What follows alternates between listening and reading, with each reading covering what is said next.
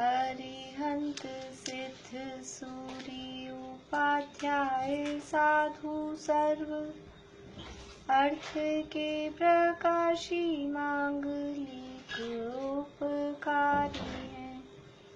तिन्ह को स्वरूप जान रागते भई जो भक्ति काय को नवाए स्तुति को जारी है।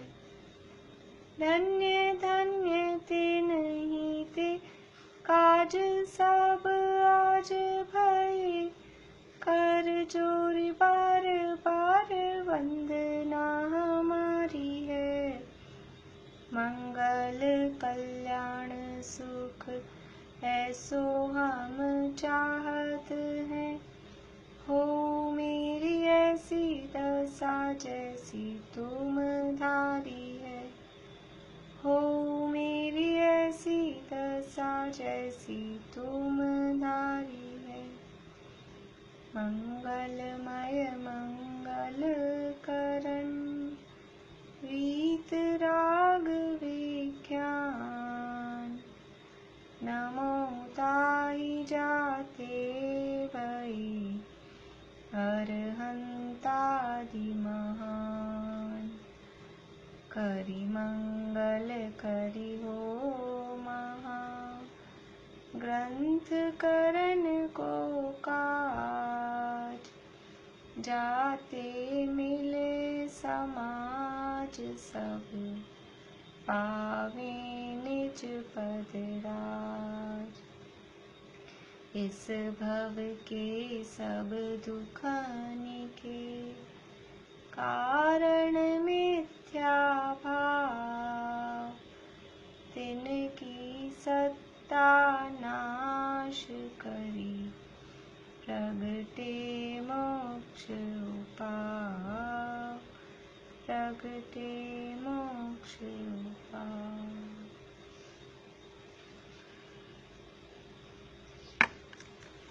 प्रश्न जो रह गए हैं उनमें कोई दिक्कत है, करना है सॉल्व या हो जाएंगे?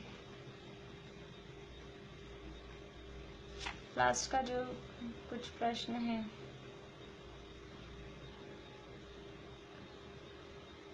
मेरे ख्याल से सीधे सीधे से हैं सब। एक लास्ट वाला जो है अपना कल्याण कैसे होगा, तीसरे अधिकार का जो लास्ट वाला प्रश्न है अपना कल्याण कैसे होगा।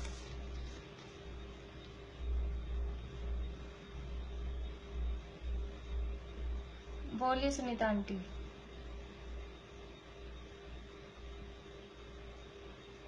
संसार दुखों को पढ़कर इससे यह मालूम पड़ता है कि संसार तो दुखों का घर है, ये रहने लायक नहीं है। इसलिए संसार दुखों का विचार करके अपने स्वरूप को जानकर उसी में लीन होना ही अपना स्वरूप है। जल्दी से जल्दी अपना कल्याण कर जन्म मरण से छुटकारा पाना है, शिव पद की प्राप्ति करनी। हाँ, ये तो आपकी मतलब अपनी भावना हुई, पर अपना कल्याण की इस पर अमल करने से जो बात आपने बोली। हाँ निशा आंटी बोलिए। इसके आगे होगा अपना कल्याण। अतः अपना कल्याण करने के लिए हमें इच्छाओं से निवृत्ति करने का उपाय करना होगा, और वह इच्छा मिथ्यात्व के अभाव पूर्वक ही होगी, जिसका एकमात्र उपाय मोह का नाश कर सम्यक्त्व प्रकट करना है। हमें इसी का उपाय करना योग्य है। हाँ बढ़िया। हमारा कल्याण कैसे होगा कि इच्छाओं के अभाव पूर्वक, और इच्छाओं का अभाव ये मिथ्यात्व के नाश और सम्यक दर्शन की प्राप्ति से ही होगा।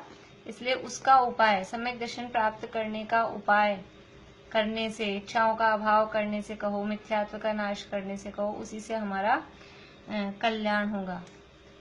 मैं सबका सुनना चाहूंगी अगर सबने अपना अपना ये लिखा है तो। बोलो प्रीति। जब मैं पंडित जी के बताए हुए संसार के दुखों का विचार कर उनका अनुभव करूंगा और सुखों के सुख का विचार करूंगा, तब मैं ये इंद्रिय सुख को सुख न मानकर उसे दुख ही मानूंगा। तब इन दुखों को जो सहन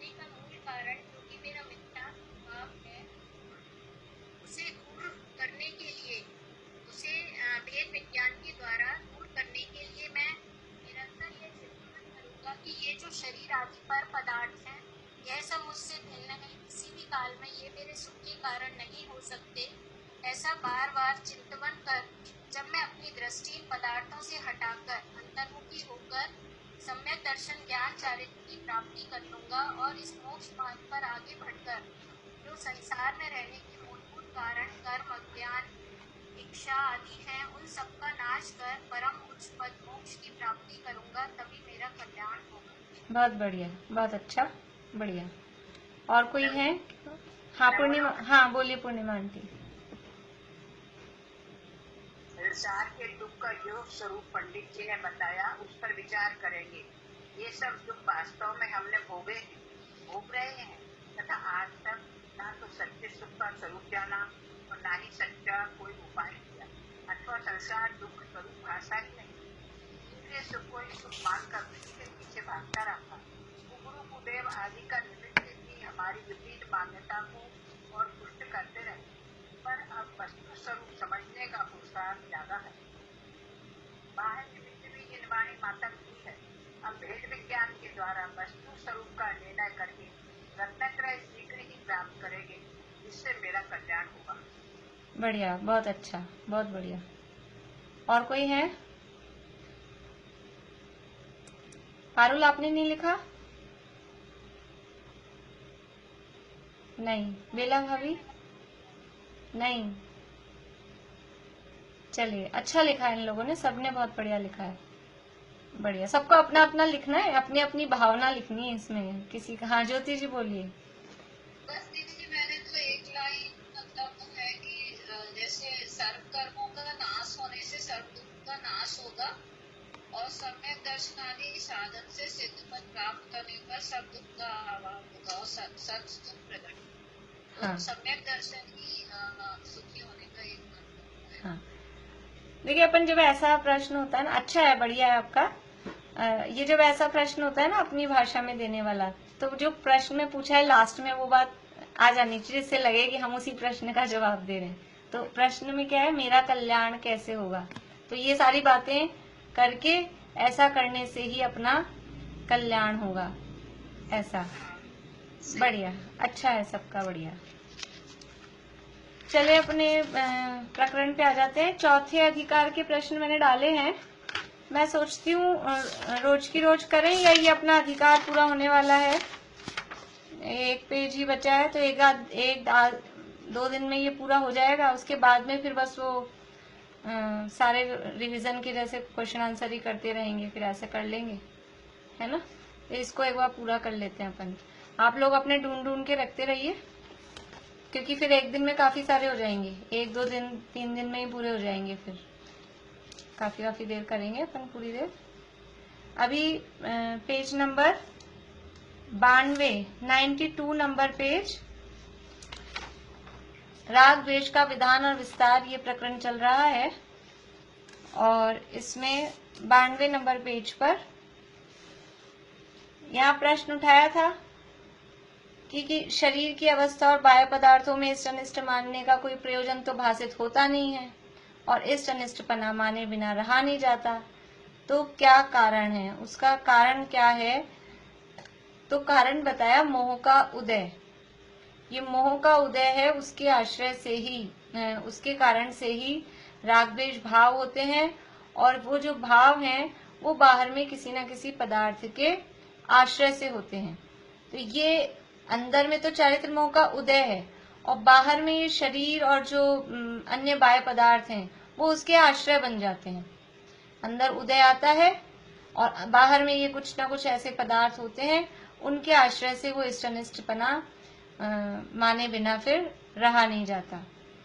कुछ यहाँ बताया कि कुछ पदार्थ, इन पदार्थों में और जीव के भावों में, राग द्वेष के जो भाव हैं, इनमें निमित्त नैमित्तिक संबंध है।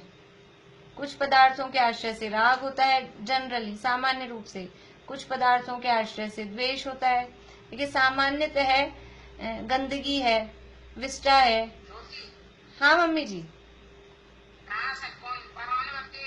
हाँ 92 पेज है। अभी थोड़ा सा जो ऊपर वाला पैराग्राफ है ना, उसको अभी पहले थोड़ा सा समझा रहे हैं, फिर अभी नीचे से पढ़ेंगे इसी पेज पे। तो कुछ पदार्थ हैं उनमें मुख्य रूप से वो सामान्य रूप से सभी को वो अनिष्टकारक लगते हैं, उनको देखते ही द्वेष होता है। और कुछ पदार्थ होते हैं सुगंधित फूल वगैरह है। हाँ जी, कुछ डिस्टर्बेंस हो रहा है, आवाज क्लियर नहीं आ रही। आवाज क्लियर नहीं आ रही, ठीक है देखती हूँ। देखिए भाभी, हाँ मैंने भी भाभी हो सकता है आपका नेट थोड़ा स्लो हो गया हो, वो नेट स्लो हो जाता है ना तो आवाज में फर्क पड़ जाता है।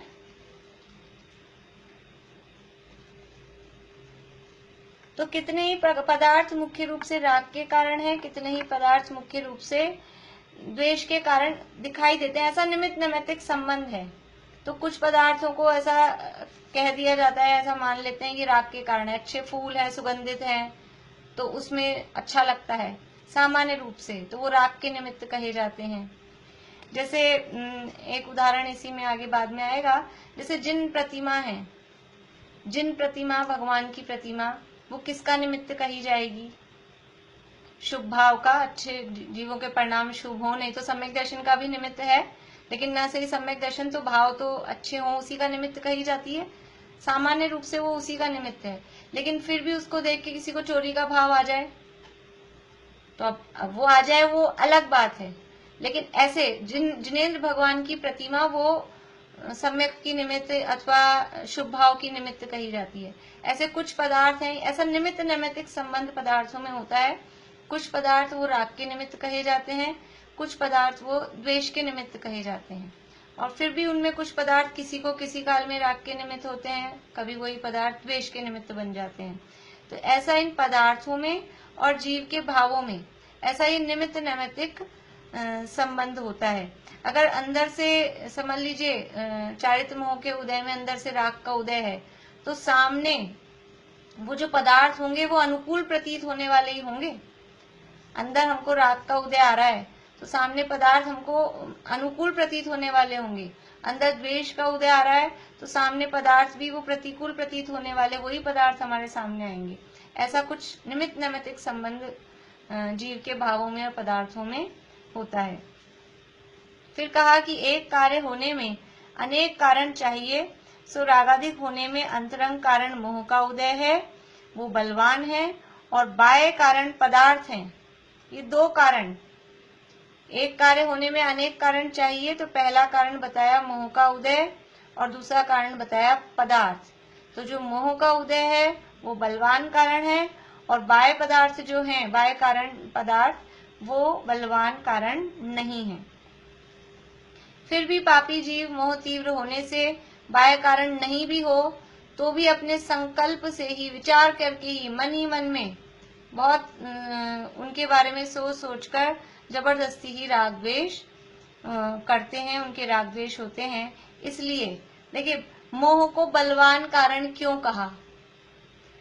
क्योंकि बाहर में पदार्थ नहीं भी हो तो भी ऐसे जीव हैं वो बिना सामने पदार्थ नहीं होने पर भी वो मोह के उदय से और अपने मन में संकल्प ही से राग द्वेष किए करते हैं, राग द्वेष किया करते हैं।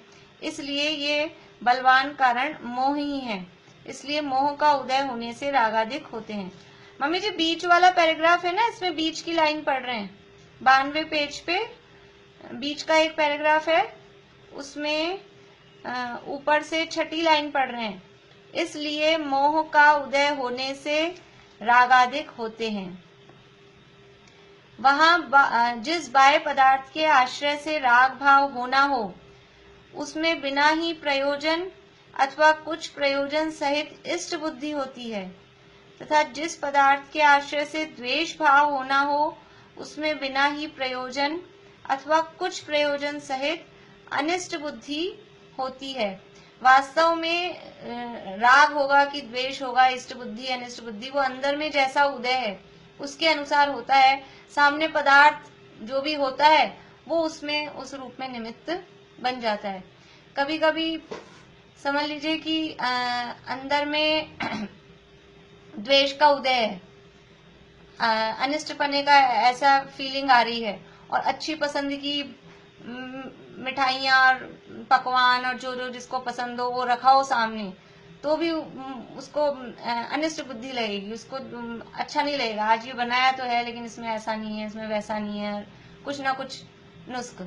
और अंदर से राग का उदय है तो ठंडी रोटी हो और कुछ जरा सा मसाला ही हो, नमक मिर्ची हो, तो भी वो बढ़िया स्वादिष्ट लगती है। यानी खाए कुछ मूंगफली और स्वाद आए बादाम का, ऐसा वो पदार्थ वही है लेकिन अंदर से उदय किस तरह का चल रहा है, तो ऐसा उसके अंदर इस तरह सा हो जाता है। तो बलवान कारण क्या हुआ?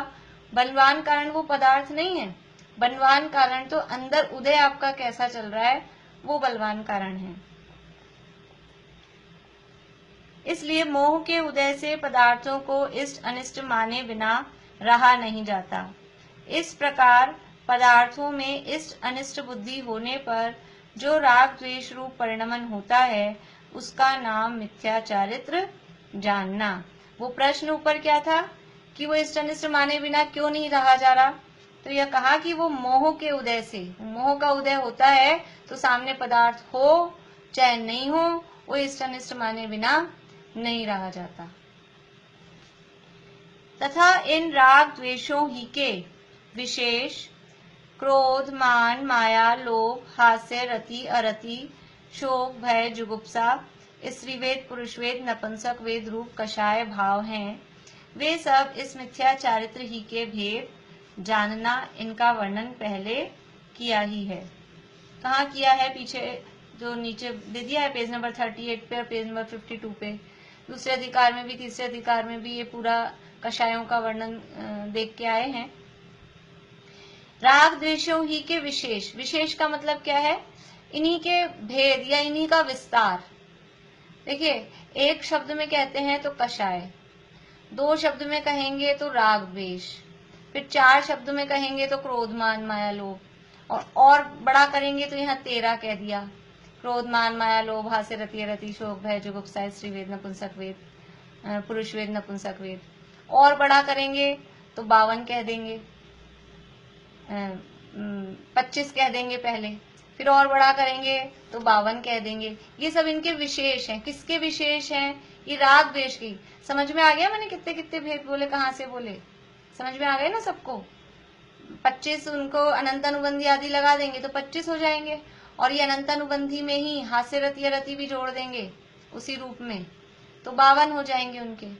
ये अभी जो 13 कही है, 4 कषाएं और 9 कषाएं, ये 13, इन 13 को ही अनंतानुबंधी में, फिर 13 को ही अप्रत्यख्यान रूप, 13 को ही प्रत्यख्यान रूप, 13 को ही संचलन रूप, तो ऐसा 13 चौकू 52, वो 52 भेद हो जाएंगे।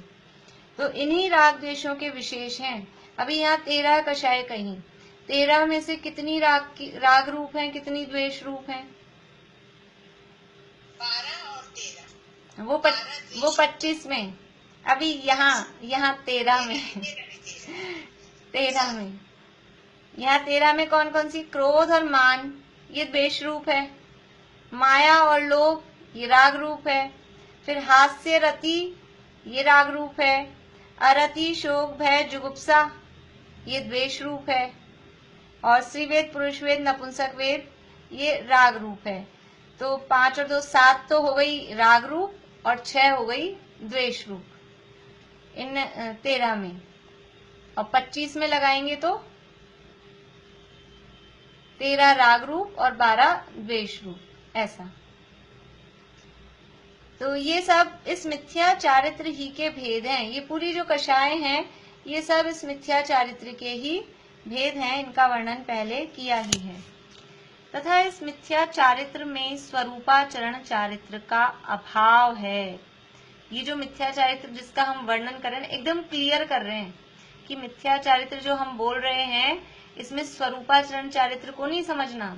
स्वरूपाचरण चारित्र मतलब जो चौथे गुणस्थान में अनंतानुबंधी कषाय के अभाव पूर्वक चतुर्थ गुणस्थान वर्ती को कुछ ना कुछ चारित्र प्रकट होता है कि नहीं होता है। अनंतानुबंधी कषाय गई तो चारित्र मोहनीय का कुछ अंश गया, तो चारित्र गुण में कुछ ना कुछ शुद्धि होगी या नहीं होगी। तो चारित्र गुण में जो निर्मलता होगी उसे स्वरूपाचरण चारित्र कहते हैं। जितनी वितरागता आएगी उतनी हाँ चारित्र में। हाँ, तो वो इतना राग गया ना एक कषाय चौकड़ी जितना, उतना वो चारित्र है, उसे बोलते हैं स्वरूपाचरण चारित्र। यहाँ ये जो मिथ्या चारित्र है, इस मिथ्या चारित्र में स्वरूपाचरण चारित्र का अभाव है। यहाँ इतना सा भी चारित्र नहीं है, स्वरूप में लीनता रूप, इसलिए इसका नाम अचारित्र भी कहा जाता है। कुछ चारित्र नहीं है, मिथ्या चारित्र है और मिथ्या ही विशेष रूप से चलता है, इसलिए इसका नाम अचारित्र भी कहा जाता है। तथा यहाँ वे परिणाम मिटते नहीं हैं अथवा विरक्त नहीं हैं, इसलिए इसी का नाम असंयम कहा जाता है या अविरति कहा जाता है। अभी क्या बता रहे हैं, इस मिथ्या चारित्र को ही अचारित्र कहते हैं, असंयम कहते हैं, अविरति कहते हैं। और क्यों कहते हैं वो कारण बता रहे हैं कि स्वरूपाचरण चारित्र का अभाव है, इसलिए अचारित्र कहा। कोई भी चारित्र नहीं है, स्वरूपाचरण चारित्र भी नहीं है, इसलिए अचारित्र कहा। तथा ये जो परिणाम है, ये राग द्वेष के परिणाम, ये बिल्कुल भी कम नहीं हो रहे, मिटते नहीं है, इसलिए असंयम, वे परिणाम मिटते नहीं है, इसलिए इसी का नाम असंयम है। कुछ भी इसमें संयम का परिणाम नहीं है। वे परिणाम मिटते नहीं है कहा है, कम नहीं, कम और ज्यादा तो होते रहते हैं, राग द्वेष कषाएं कम ज्यादा तो होती रहती हैं। वो मिटे तब कुछ चारित्र प्रकट हो, तब कुछ संयम आए। तो ये परिणाम मिटते नहीं है, इसलिए इसी का नाम असंयम है। अथवा विरक्त नहीं है, इसलिए अविरति। दोनों को एक एक के साथ लगाना है। वो वाक्य तो पूरा एक साथ लिखा हुआ है, देखिए फिर से पढ़ के बताती हूँ पूरा वाक्य। यहाँ वे परिणाम मिटते नहीं है अथवा विरक्त नहीं है, इसलिए इसी का नाम असंयम कहा जाता है या अविरति कहा जाता है। अब दोबारा पढ़ती हूँ। तथा यहाँ वे परिणाम मिटते नहीं है, इसलिए इसी का नाम असंयम कहा जाता है। अथवा विरक्त नहीं है, इसलिए अविरति कहा जाता है। समझ में आ रहा है? 2 बार मैंने अलग तरह से पढ़ा। तो अविरति क्यों कह रहे हैं? क्योंकि इनसे विरक्त नहीं है।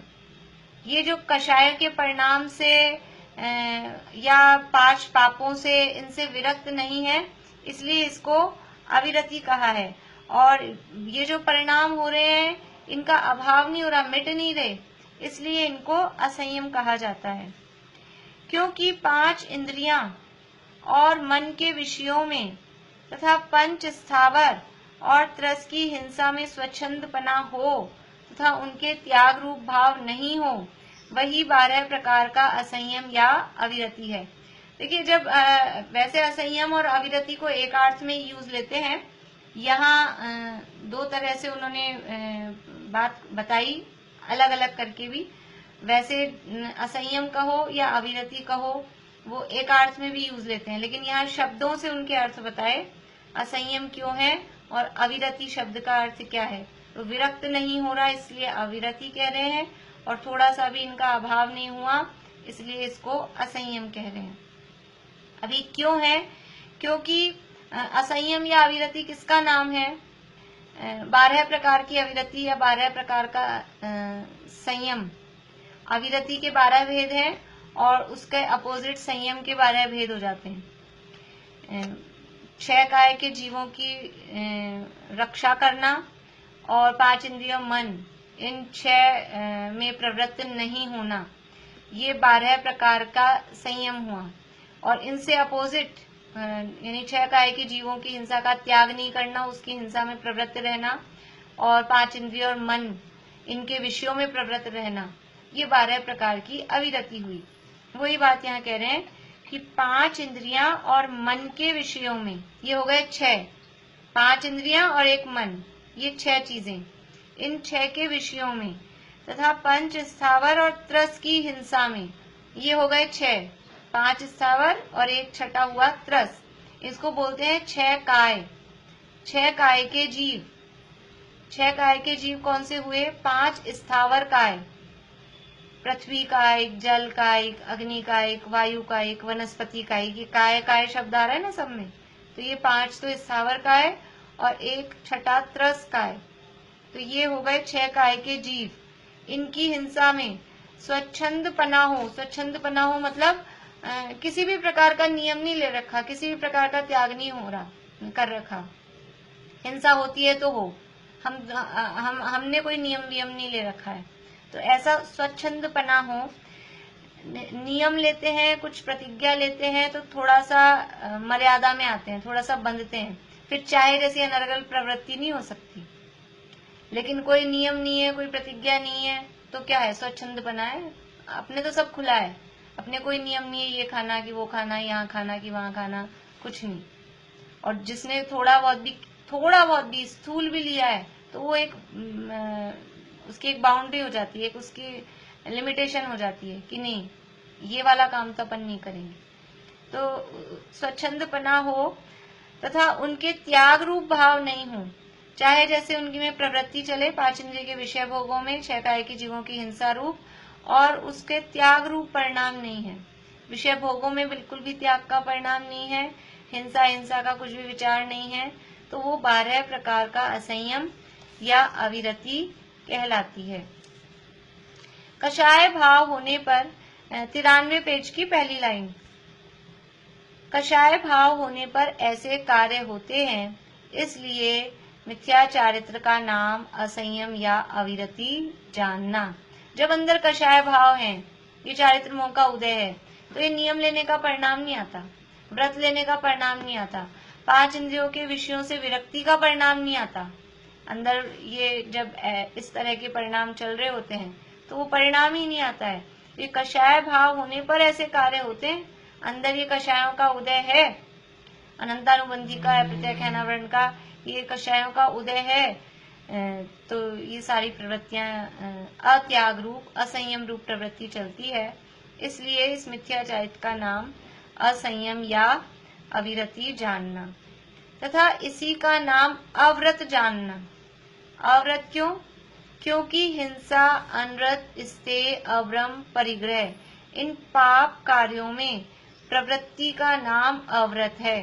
हमने व्रत की परिभाषा पढ़ी है, हिंसा, अनृत, स्तेय, अभ्रम, परिग्रहेभ्यो व्रतिर्व्रतम, कहाँ पढ़ी है?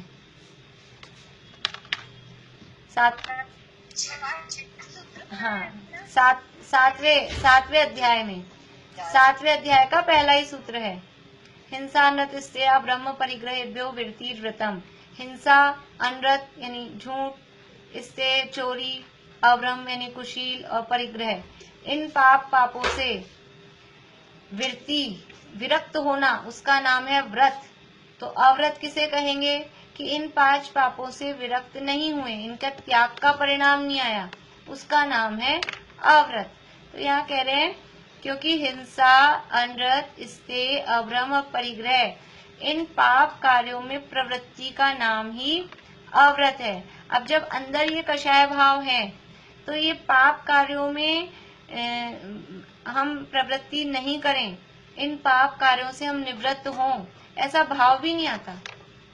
पापों से विरक्ति का परिणाम वो कषायों की मंदता हो, मंदता हमारे लिए है, वास्तव में जो विरक्ति है सच्ची, वो तो एक कषायों का अभाव हो तभी आता है, नहीं तो पापों में प्रवृत्ति चलती रहती है। हमारे जो हम छोटे मोटे जो अपन ने नियम ले रखे हैं, वो समझ लीजिए वो कषायों की मंदता है। और सच्चे नियम, सच्चे व्रत तो पंचम गुण स्थान में पहुंचकर होते हैं, अणुव्रत और महाव्रत 6ठे 7वें गुण स्थान में होते हैं। उससे पहले तो व्रत है नहीं। वहां जो व्रत कहा वो बात किसकी है? वहां अणुव्रतियों की बात है 7वें अध्याय में। इसलिए सच्चे व्रत तो तभी होंगे, लेकिन अभी भी या तो कषायों की मंदता हो तो कुछ छोटे मोटे नियम, प्रतिज्ञा आदि लेने का परिणाम भी वो कषायों की मंदता हुए बिना नहीं होता। तो यहाँ इसलिए इसी का नाम अव्रत। किसका नाम अव्रत है? ये जो 5 इंद्रियों के विषयों में प्रवृत्ति हो रही थी, जो पीछे का 5 इंद्रियों मन के विषयों में और 5 स्थावर और 6 काय के जीवों की हिंसा में ये जो प्रवृत्ति हो रही थी, इसी का नाम अव्रत है। क्यों है? क्योंकि हिंसा, झूठ, चोरी, कुशील, परिग्रह, ये पाप ही तो हो रहे हैं। 6 काय के जीवों की हिंसा हो रही है तो हिंसा, और 5 इंद्रिय के विषयों में प्रवृत्ति हो रही है, इसमें 5 ही पाप। 5 इंद्रिय के विषयों में प्रवृत्ति और मन के विषय में प्रवृत्ति, इसमें 5 पाप हो जाते हैं। कौन सा पाप नहीं होगा? स्पर्शन इंद्रिय, रसना इंद्रिय, घ्राण, चक्षु, कर्ण इंद्रिय के विषय हैं। और मन से तो जो नहीं होगा वो सारा बाकी बचा कुचा मन से ही होता है। जितना इंद्रियों से नहीं हो पाता है, मन से जाने क्या क्या कर लेते हैं। तो ये इसलिए ये जो हिंसा, झूठ, चोरी, कुशीला, परिग्रह है, अनृत यानी झूठ, अस्ते यानी चोरी, अभ्रम यानी कुशील का परिणाम। इन पाप कार्यों में प्रवृत्ति का नाम ही अव्रत है। इसलिए वो अव्रत कहो या असंयम कहो, वो सब इस मिथ्या चारित्र के ही नाम है। इनका मूल कारण प्रमत्त योग कहा है। ये कहाँ से चल रहा है पंडित जी का? प्रकरण वहीं से चल रहा है, 7वें अध्याय से, तत्वार्थ सूत्र के। ये जो व्रत की परिभाषा दी ना इन्होंने, तो अव्रत की दी है, बिल्कुल वही शब्द लिए हैं। हिंसा, अनृत, अस्ते, वहां हिंसा, अनृत, स्ते या ब्रह्म परिग्रहभ्यो वृत्ति व्रतम ऐसा शब्द दिया था, तो वही यहाँ शब्द दिए हैं। अब इनका मूल कारण भी क्या कहा है? प्रमत्त योगात प्राण व्यपरोपणम हिंसा। वहां प्रमत्त योग, ये पापों का मूल कारण क्या है? प्रमत्त योग। वहां केवल हिंसा की परिभाषा में वहां सूत्र में कहा प्रमत्त योगात प्राण व्यपरोपणम हिंसा, फिर अदत्तादानम, स्तेयम, मैथुनम, ब्रह्म ऐसा कहा है। लेकिन वो टीका में दिया है कि प्रमत्त योगात को सबके साथ लगाना है। तो इन पांचों ही पापों का मूल कारण क्या है? कि वो प्रमत्त योग है। प्रमत्त योग क्या है? प्रमत्त योग है वह कषाय मल है। प्रमत्त योग का मतलब क्या है? प्रमाद सहित, वो कहलाता है प्रमत्त योग। प्रमाद सहित जो मन वचन काय की, योग का अर्थ मन वचन काय की प्रवृत्ति लगाएं। और प्रमाद किसे कहते हैं? प्रमाद है स्वरूप में असावधानी। स्वरूप में असावधानी, आत्मा के स्वरूप का भान नहीं है, उसका नाम ही प्रमाद है। कुशल कार्यों में जो हमारे आवश्यक काम है उसमें असावधानी का परिणाम, उसका नाम प्रमाद है। क्या है आवश्यक काम? जरूरी काम क्या है? जरूरी काम क्या है? अभी तो क्या है, थोड़ा बस ये क्लास पूरी हो तो सो जाएं। ये जरूरी काम है। क्या काम है जरूरी? कार्य जो है वही हमारे लिए तो प्रयोजन भूत क्या है? जरूरी और प्रयोजन, आत्मा के स्वरूप हाँ, में आत्मा को जानना, मैं कौन हूँ ये निर्णय करना, ये जानना, ये जरूरी है। वो तो काम पता ही नहीं है, वो तो साइड में। सुबह उठने से पहले घर के काम, बिस्तर उठाओ, समेटो, झाड़ू लगाओ, कि रसोई में जाओ, पानी भरो, खाना बनाओ, ये काम जरूरी लगते हैं। अभी तो पहले ये टाइम हो रहा है, अभी तो पहले ये खाना बनाना है, अभी तो फिर ये काम है, फिर ये काम है, फिर ये काम है। असली जरूरी काम क्या है? यानी जो वास्तव में तो सबसे पहले करना था, प्रथम में प्रथम, हे जीव प्रथम में प्रथम तू आत्मा को जान, और सारे काम पड़े रखो। और हमारे क्या होता है, एक काम पड़ा रहता है, बाकी सारे काम होते हैं। एक काम पड़ा रहता है, वो लिस्ट में ही नहीं आता कि ये काम भी करना है कहीं। ये है स्वरूप में असावधानी। कुशल कार्यों में, जरूरी कार्यों में वो असावधानी, उसकी खबर ही नहीं है, सो उसका नाम है प्रमाद। तो ये जो 5 पाप हो रहे हैं, जो अविरति है या असंयम है, इसका मूल कारण क्या है? इसका मूल कारण ये प्रमत्त योग कहा। अभी एक दिन इसी क्लास में सुनाया था मैंने, द्रव्य संग्रह में सुनाया था, ध्यान नहीं है, मोक्षण प्रकाशक में सुनाया था। कर्मजाल वर्गणा सो जग में न बंधे जीव। बंधन का कारण क्या है? देखिए बनारसी दास जी ने छंद लिखा है, आपको अभी सुन के वापस से याद आ जाएगा। बहुत सारे लोगों ने तो तीनों में से किसी न किसी क्लास में होंगे ही। कर्म जाल वर्ग ना सो जग में न बंधे जीव, बंधे न कदापि मन वच काय जोग सो, चेतन अचेतन की हिंसा सो न बंधे जीव, बंधे न अलख पंच विषय विष भोग सो, कर्म सो अबंध सिद्ध, योग सो अबंध जिन, हिंसा सो अबंध साधु ज्ञाता विषय भोग सो, इत्यादिक वस्तु के मेलाप से न बंधे जीव, बंधे एक रागादि अशुद्ध उपयोग सो। किससे बंधन हो रहा है? वहां तो बंधन के कारण बताए हैं। कर्मों से बंधन होता है, तो कार्मण वर्गणाओं से, तो कार्मण वर्गणाएं तो सिद्धों के आसपास बहुत सारी हैं, उनसे सिद्ध भगवान बनते नहीं है। तो ये मन वचन काय की प्रवृत्ति से योग है वो आश्रव का कारण है, काय वांग मन कर्म योग ऐसा आश्रव है, तो योग आश्रव का बंध का कारण है। तो कह रहे हैं योग तो अनंत भगवान के भी है, जिन योग सो अबंध जिन, अनंत भगवान के मन वचन काय बाहर में शरीर है, वचन योग होता है, द्रव्य मन है वो उनके है, लेकिन उससे उनके बंध नहीं होता है, अनंत भगवान के बंध नहीं होता है। आश्रव जो हो रहा है वो एक समय का ईर्यापत आश्रव है, लेकिन बंध नहीं है उनके, तो अनंत भगवान भी नहीं बंध रहे। फिर क्या कह रहे हैं, हिंसा, हिंसा से चेतन अचेतन की हिंसा से बंद हो जाता है। तो कह रहे हैं हिंसा सो अबंध साधु, यहाँ जो बात है ना प्रमाद योग, कि हम अगर नीचे देखकर नहीं चल रहे, हम इधर उधर बातें करते हुए चल रहे हैं, लेकिन नीचे एक भी जीव मर नहीं रहा, हम गमन कर रहे हैं, इधर से उधर जा रहे आ रहे हैं, लेकिन नीचे कोई जीव मर नहीं रहा, तो हमको हिंसा का पाप लग रहा है कि नहीं लग रहा है? हिंसा का पाप लग रहा है कि नहीं लग रहा है? लग रहा है। देख के नहीं चल रहे हैं, सावधानी से चल रहे हैं, तो जीव मरे चाहे ना मरे, प्राणी मरे या ना मरे, हिंसा अयत्नाचार से, अयत्नाचार का अर्थ है ये प्रमाद योग, प्रमत्त योग, असावधानी।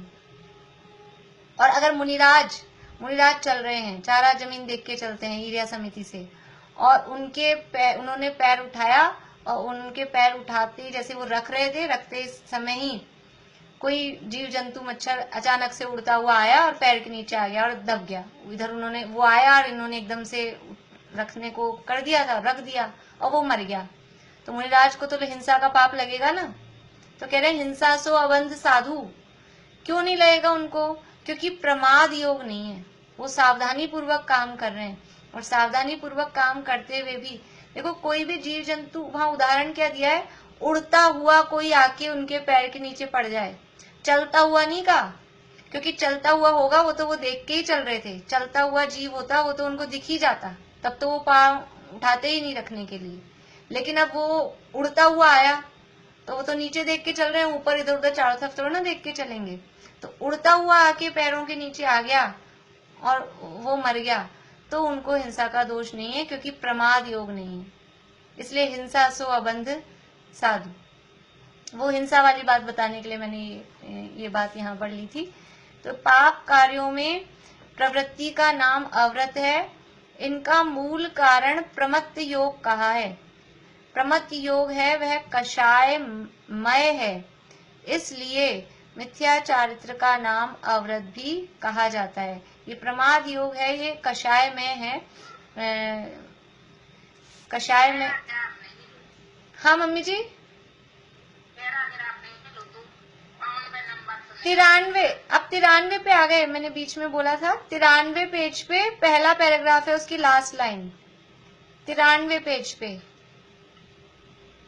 93 पे पहले पैराग्राफ की लास्ट लाइन, प्रमत।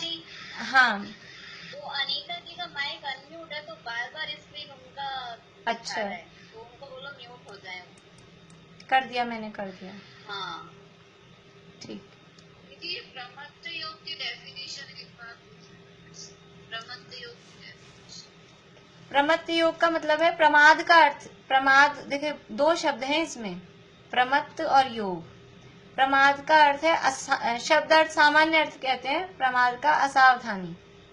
अब किस में असावधानी, तो उसका विशेष अर्थ दिया है ग्रंथों में कि कुशल कार्य में असावधानी, कुशलेषु अनादरः प्रमादः, कुशल कार्य। और कुशल कार्य क्या है कि जो आवश्यक कार्य है, यानी आत्म स्वरूप को जानना, वही कुशल कार्य है। तो आत्म स्वरूप के जानने रूप कार्य में असावधानी, उसका नाम प्रमाद है। और योग कहलाती है वो मन वचन काय की प्रवृत्ति। तो असावधानी पूर्वक जो मन वचन काय की प्रवृत्ति है, ये तो आत्म स्वरूप को जानने वाला, तो समझ लीजिए वो अंतरंग अर्थ हुआ निश्चय परक। और बाहर में भी अपन देखें तो असावधानी पूर्वक जो मन वचन काय की प्रवृत्ति है, उसका नाम है प्रमाद योग। हमने जो अभी बात ली ना कि हम बिना देखे चल रहे हैं और जीव चल रहे हैं, ये शरीर की प्रवृत्ति हुई, बिना सोचे समझे बोल रहे हैं, ये काया वचन की प्रवृत्ति हुई। ऐसे ही मन में कुछ भी विचार चले जा रहे हैं इधर के उधर के, आलतू फालतू, तो ये सब प्रमत्त योग है। मन वचन काय की जो प्रवृत्ति है बिना बात, अब जो अनर्थ दंड वाली प्रवृत्तियां हैं वो सब भी इसके अंतर्गत आ जाएंगी। बैठे बैठे पांव हिला रहे हैं, हाथ हिला रहे हैं, जीव नहीं मर रहे। हम कुर्सी पे बैठे बैठे पांव हिला रहे हैं, हम आलती पालती ला के बैठे हैं और हिलाए जा रहे हैं। यद्यपि उसमें मोटे रूप से देखा जाए तो उसमें कोई जीव हिंसा नहीं हो रही, लेकिन ये प्रमाद की प्रवृत्ति है। बिना बात बैठे बैठे कुछ भी करते हैं। समझ लीजिए अपने प्रवचन हॉल में बैठे तो दरी में चद्दर में उंगली घुमा रहे हैं, फेर रहे हैं, कुछ लकीटा कर दिया है, तो ये सब प्रमाद वाले काम है। ये असावधानी पूर्वक होने वाले काम है। तो ये जो हिंसा, झूठ, चोरी, कुशील, परिग्रह पाप हैं, इनमें मूल कारण है वो असावधानी, प्रमाद का योग, प्रमाद पूर्वक जो प्रवृत्ति है। और प्रमाद योग है वह कषाय में है, ये कषाय सहित है। प्रमाद है वो देखो पहले क्या जाता है, बंध के 5 कारण है। टाइम है ना अभी अपना, बस ये हो जाएगा। बंध के 5 कारण है। कौन कौन से 5 कारण है बेला अभी? मिथ्यात्व, अविरति, प्रमाद, कषाय, योग, मद हेतु। बढ़िया बढ़िया, बहुत बढ़िया। मिथ्या दर्शन, अविरति, प्रमाद, कषाय और योग, ये 5 कारण हैं। तो पहले सबसे पहले कौन जाता है, किसका अभाव होता है? मिथ्या दर्शन। फिर उसके बाद में अविरति, फिर उसके बाद में प्रमाद, फिर उसके बाद में कषाय। तो पहले क्या जा रहा है? पहले प्रमाद जा रहा है। प्रमाद का अभाव पहले हो रहा है, कषाय का अभाव बाद में हो रहा है। इसका मतलब है कि जब तक प्रमाद है तब तक कषाय भी है या नहीं है? कषाय बाद में जा रही है ना। गुणस्थानों से अपन देखेंगे तो प्रमाद का अभाव हो रहा है, यानी 7वें गुणस्थान में। 6ठे तक प्रमत्त है, प्रमत्त संयत, 7वां अप्रमत्त है, तो प्रमाद का अभाव हो रहा है 7वें में। और कषाय 10वें तक है, कषाय का अभाव 11वें में 12वें में हो रहा है ना। तो ये कह रहे हैं प्रमत्त योग है वह कषाय में है। जब तक प्रमाद है कषाय साथ में है ही है प्रमत्त योग में। इसलिए इस मिथ्या चारित्र का नाम अव्रत भी कहा जाता है, क्योंकि ये मिथ्या चारित्र है वो कषायों से सहित है, और अव्रत है वो पापों के अत्याग रूप है, और जो पापों के अत्याग रूप जो स्थिति है वो कषाय सहित है। इसलिए इस मिथ्या चारित्र का नाम अव्रत भी कहा जाता है। ऐसे मिथ्या चारित्र का स्वरूप कहा। इस प्रकार से ये मिथ्या चारित्र का वर्णन चल रहा था, पूरा मिथ्या चारित्र का स्वरूप, उसमें इष्ट अनिष्ट की मिथ्या कल्पना और राग द्वेष का विधान और विस्तार ये विशेष रूप से बताया। अभी थोड़ी सी और बात और इसमें है, उसके बाद में बताएंगे मोह की महिमा। मोह की कितनी महिमा है? महिमा तो बड़े लोगों की होती है, अच्छे लोगों की होती है, या मोह की भी महिमा बता रहे हैं। मोह कितना महान है। तो ये मोह को वो दे रहे हैं, क्या बोलते हैं, वो देते हैं ना जड़वा के प्रशस्ति पत्र, सम्मान कर रहे हैं मोह का, कि मोह कितना महान है। वो मोह की महिमा का प्रकरण है, देखेंगे कल या परसों तक इसको अपन पूरा करेंगे। अभी यहीं पूरा करते हैं। ये ऐसे मोह का हम अभाव करें जिसके कारण से ये सब प्रमाद वगैरह ये सारा हमारा हो रहा है, ऐसे मोह का अभाव करने का हम प्रयास करें। इसी भावना से अभी की बात पूरी करते हैं। कुछ पूछना है? नहीं?